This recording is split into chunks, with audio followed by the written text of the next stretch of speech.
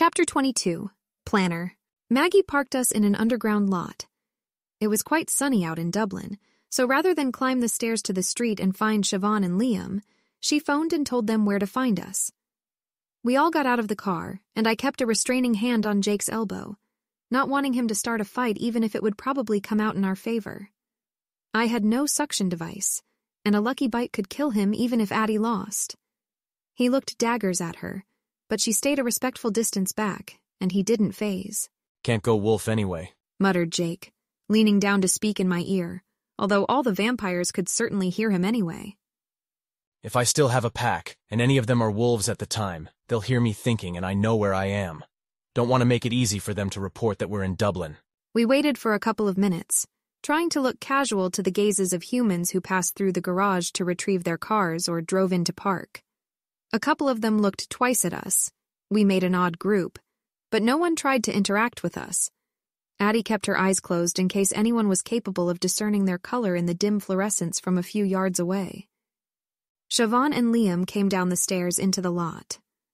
I recognized them at once, from Carlisle's memories and my father's. For a moment I thought those were the only people whose memories I had who'd ever seen Siobhan and Liam, but that wasn't quite true. Arrow had gone to the trial of a Scottish vampire from Liam's former coven, and read him, and then had him executed upon determining that he wasn't useful enough to keep around or safe to let free. That vampire contained the only memories I had of Siobhan and Liam fighting, all out, not just sparring for practice or scuffling for dominance. Liam was okay at it. Siobhan was terrifyingly powerful. I tried, but I had no way to figure out whether Arrow had ever accessed any of the memories available to him about the Irish vampires.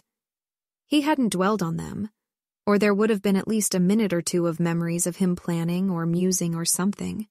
But he could have thought about them, had no special reaction, and not put down anything I could remember beyond the copied memories themselves. "Hello?" said Siobhan, seeming to aim the greeting mostly at Maggie. Addie was looking at the huge woman with a fascinated, almost hungry expression. Siobhan glanced at Addie, then held out her hand to shake her former coven mates, and Maggie moved to clasp it. Before they touched, Addie darted forward to seize Siobhan by the wrist and then spring away. She was out of the parking lot and up the stairs in a fraction of a second.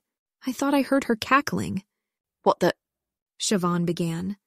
Ilario chased Addie into the stairwell, and Maggie sprinted after them, muttering something I didn't quite catch that might or might not have been family-friendly, plus a warning to her brother-in-law about sticking to the shade. "What was that?" asked Liam, looking edgy, like he was considering running after the others. "Addie copies witch powers by touching the people who have them," I murmured. Here, I'll show you, if that's okay." I started composing a summary in my head. "Show us," asked Siobhan. "I'm Elspeth," I said, and that got a stunned reaction from both of the pair, but sufficed to explain what I was talking about at least. "It's faster my way if you don't mind." "Why don't you show me first, then we'll see about Siobhan," suggested Liam, suspicious. Jacob shifted his weight behind me, and when I glanced up, he was locking eyes with the other man, not quite hostile, but implacably announcing allegiance. Liam looked back at him with a distasteful frown. "Okay," I acquiesced, and a few moments later Liam frowned and nodded, and Siobhan made a get-on-with-it gesture, and I gave her the summary as well. Just after that had been sent along, Ilario and Maggie jogged back down the stairs. "She jumped off the key," snarled Maggie. "Nobody saw her do it, but that's where her scent ended. And once we started asking if anyone had seen a lady fling herself into the river, of course, we had so much attention that there's no way we could have tried to follow her at any speed without getting noticed." "I don't even have a power," Siobhan said. "I think you must," I said. "Addie must have tasted it. If she hadn't, I think she would have stuck with us and said she was just checking." "How could I not have noticed being a witch?" asked Siobhan. "People, your grandfather mostly, have been insisting that I am for hundreds of years, but don't you think I would be able to tell?" I shook my head. Memory supplied me with a few cases of witches Addie had met who hadn't been aware of their powers, and I was dimly aware of the availability of more examples if I wanted them. Some powers don't feel like anything, or usually don't. Mine usually doesn't. A lot of witches don't know what they are, or think it's a non-magical knack or something. I'm sure Eleazar could have told you if you'd ever met him, but you didn't. My word, Said Siobhan. I'd like to get out of this car park, Said Maggie, glancing at a passing human family on their way to their minivan. It doesn't seem the best place to talk. Siobhan, is that old hotel still? yes. Siobhan said. Can we all fit into the car? I'll sit on Jake, I said. And with that, and Ilario moving to the middle of the back seat so Siobhan, a hair taller than even Jake, could ride shotgun, we managed to squeeze in. It's very odd, Murmured Liam. I have a lot of questions, but as soon as I think of them clearly enough that I could ask, I realize I already know the answer. Elsie's handy like that. Said Jake proudly. So, where are we going? Abandoned hotel. Said Maggie. Nice place to hide out in while a vampire in Dublin. Out of the way, lots of big shade trees around it. Collects squatters nobody's going to miss, so, Is there any chance the squatters could be allowed to live today? I asked solemnly. Siobhan and Liam's eyes were darkened, but not black. If it matters that much, I suppose. Said Siobhan, shrugging. We can climb in through the back to the part above the wrecked staircase. There's never any humans in that section. Liam and I do need to eat, though, so you can only make so many requests that we put it off before we ignore you. Do you want to spend one on the folks camping out in the hotel? I kept silent, and Siobhan turned her head to look at me appraisingly. Liam sighed. Did you inherit the moralizing from, well, I guess Carlisle's not your biological grandfather, and Edward never seemed to think he had the high ground on the subject, or from your mam, maybe? She managed to convert Maggie, rather more effective than Carlisle. I don't think it's the sort of thing I particularly had to inherit, I said softly. If I went back in time and asked your parents, they probably wouldn't be in favor of eating people, would they? Suppose not. Said Liam negligently. Are we having hobo for lunch or not, dear? He addressed Siobhan with that comment, and she looked at me again. If not them, who? I wondered, not making eye contact. How do you pick? Generally depends on who'll go missing with the least fuss. Liam said. Anyone who's already lost or cut off from other folks, or dying. Occasionally there's a good accident or some of the less repulsive diseases. Got to lie low, you see. Haven't a stable address and a legal identity like Maggie and company have got themselves. Mustn't make anyone too curious. Oh, and mustn't form a pattern. Can't kill half a dozen streetwalkers in a row with the same hair colour or initials or what have you within spitting distance of a single city. Or they start babbling about serial killers and then everyone gets very excited. You are serial killers, I pointed out. I suppose, Liam said. but we're not the human sort. Not trying to rid the world of some particular type or bitter about our childhoods or whatever it is that motivates that lot. Just thirsty. Oh, He added. and people on drugs are not so toothsome. We avoid those when it's convenient. Usually can tell by smell. That's all I can think of for in general, other than that we could nosh on anybody. There was a silence, and Siobhan announced. We'll clear out the hotel the usual way, Liam. All else being equal, it would be best not to do anything this complicated on an empty stomach. Ilario, Jake, and I followed Maggie into the upper stories of the hotel through the back way Siobhan had mentioned. Siobhan and Liam went in through the front. I covered my ears and asked Memory to give me something loud, and spent the minutes we waited remembering a metal concert that Heidi had once attended. She had later encouraged some of the audience to follow her into the bus she used to bring prey back to Volterra, but I concentrated on the music. Siobhan and Liam climbed up the elevator shaft and joined us after a short while, eyes newly bright. Jake squeezed my hand, which was comforting, but I felt almost unwilling to be comforted. Like I should have said something clever or done something heroic, such that I wouldn't need it. So if I needed it, that was because I'd failed. I didn't pull my hand away, in case Jake was the one who needed it. So, Said Siobhan, pacing around the hotel room. It was breezy from the broken window we'd come through, and everything inside was moldy and water-damaged and faded beige and blue. Jake seemed uncomfortable and kept prodding the half-collapsed bed with his foot, as though he thought it might become a suitable place to sit given enough kicks. But the vampires and I were all reasonably comfortable standing. Elspeth, is there anything pertinent left out of your summary? Siobhan asked. I don't think so, I said. but I don't know what might be pertinent, People. said Siobhan. Players or potential players in the field. Their resources, their abilities, their skills, their motives, their needs, their personalities, what will and won't surprise them, constraints on what we can do, places we can go, that sort of thing. I spent the next couple of hours listing and describing every person in the Volturi Guard and what I could remember on my own, or from the blast about the allies my relatives were accumulating in Denali. Intermittently, I'd pause to answer Siobhan's occasional clarifying questions. Everything from, How willing is Vasanti to send the animals she possesses into danger? to, Do you see any patterns Adelaide didn't in Pyota's compulsion? to, In a toe-to-toe physical fight, is Renata actually any good without her power? depends on if the animal is a long-term pet or not, I told her about the Indian witch.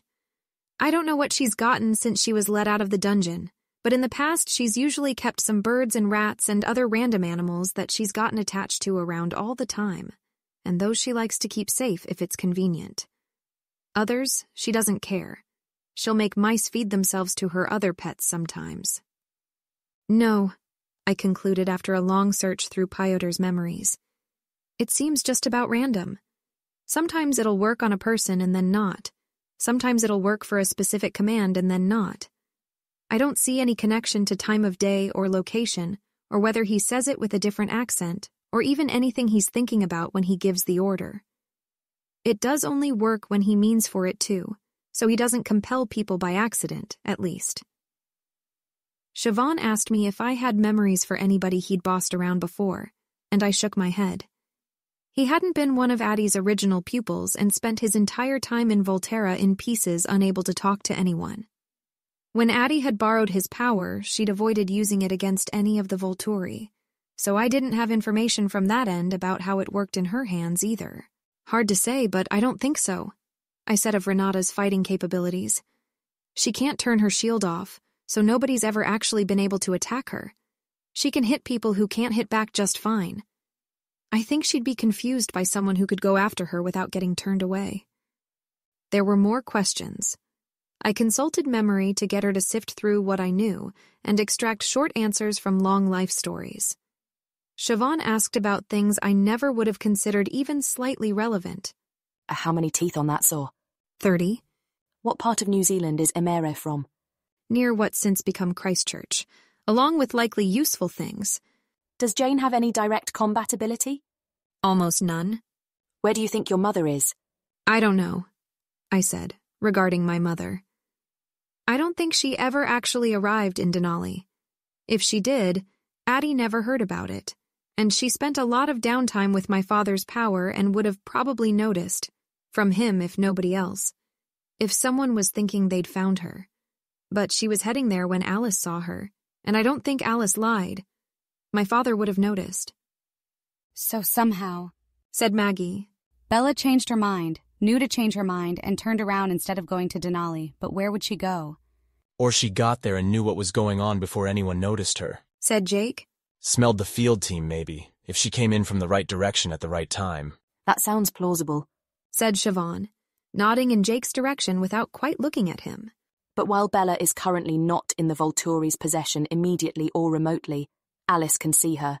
If her capture is a priority, and Bella isn't aware that Alice is alive, she's a loss unless we get to her first. Where would she go, Elspeth? I don't know.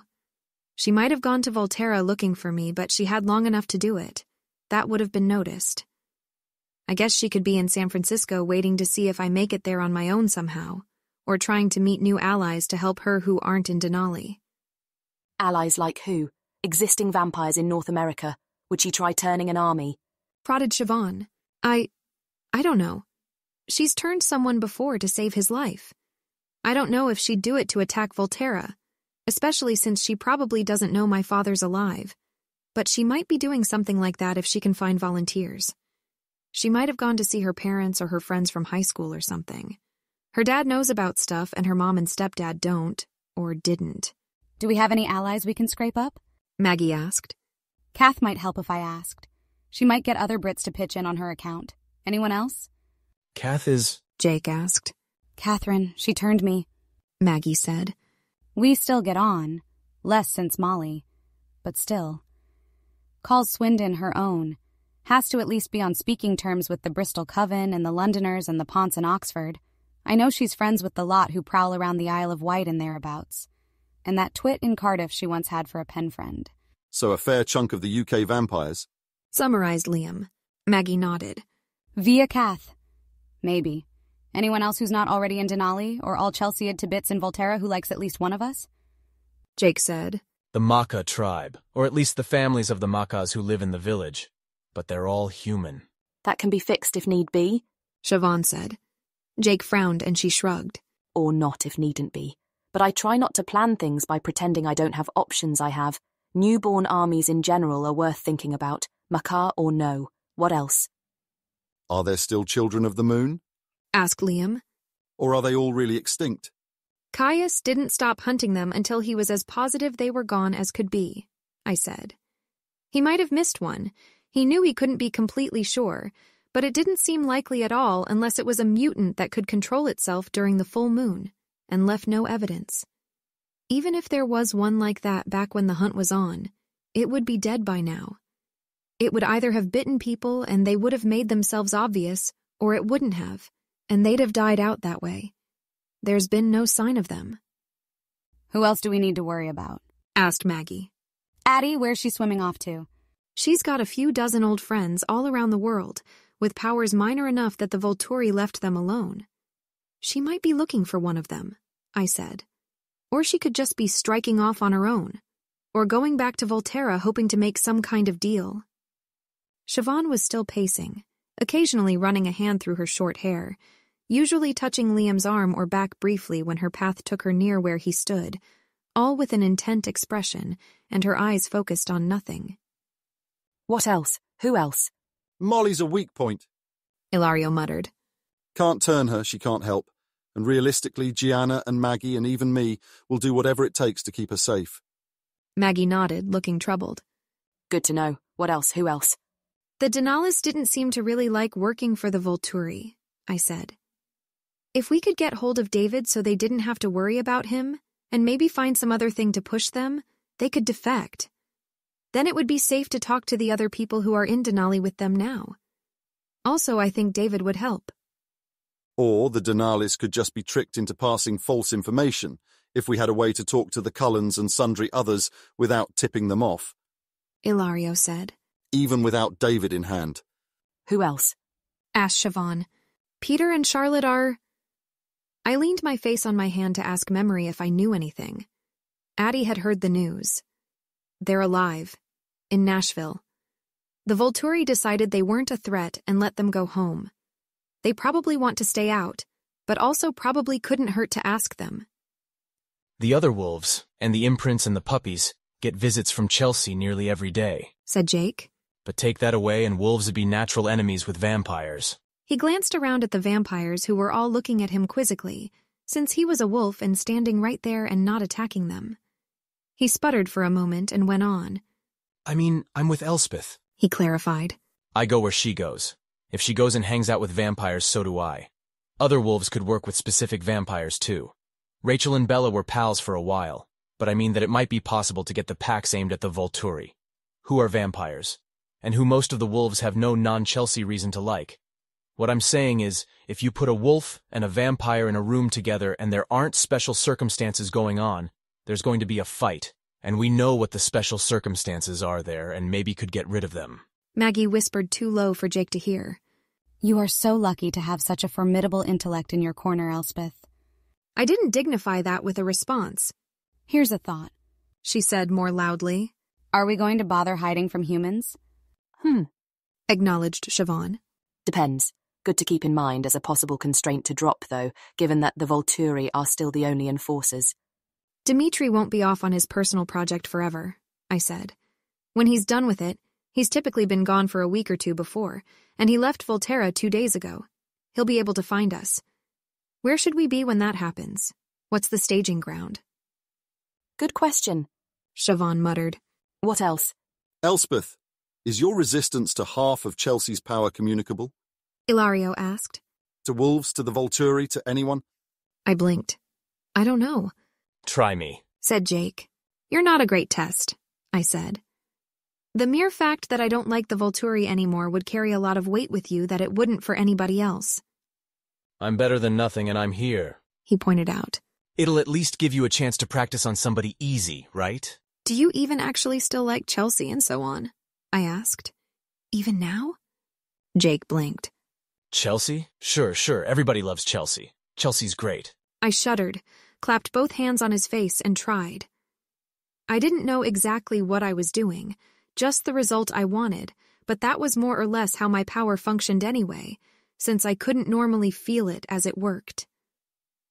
Don't lie to yourself, I thought, although it wasn't part of what I sent, just the theme. Don't leave anything out. Don't make excuses for her. You know what you need to know. Jake closed his eyes and looked like he was listening to something intently. He said after a moment, and I jerked my hands away to wait for him to explain the noise. That was weird. Was Chelsea always that insanely creepy? Why does she smile like that all the time? Seriously weirds me out. I smiled faintly, and he returned a lopsided grin. That's promising, murmured Siobhan. Wouldn't like to count on it too heavily, though. I don't think most people would hold still for it. What else? I don't know how the Volturi that Addie caught in the memory blast are going to react to the memories, I said. They almost definitely won't go through them in the same order as me, and they're probably all faster than me at it even without a memory to help. There's a lot of room for something unexpected to pop up that they'd know and use that I don't or can't. It's possible that you should blast some or all of us, Siobhan said, as a defensive measure against Addie doing it later, if nothing else. But I'd like to hold off on anything that might put us out of commission for that long until we have downtime. She closed her eyes for a long moment and said, Why didn't Aro dare to cross Addie, Elspeth? Why didn't... I fell into a nest of memories.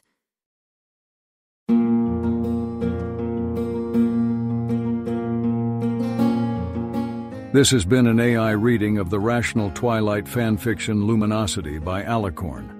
Licensed under an Attribution Non-Commercial Share-alike 4.0 International Agreement. If you wish to support this AI reading and others like it, please visit patreon.com/AskWhoCastsAI, where we are releasing episodes 4 weeks in advance of the regular feed. Thanks for listening.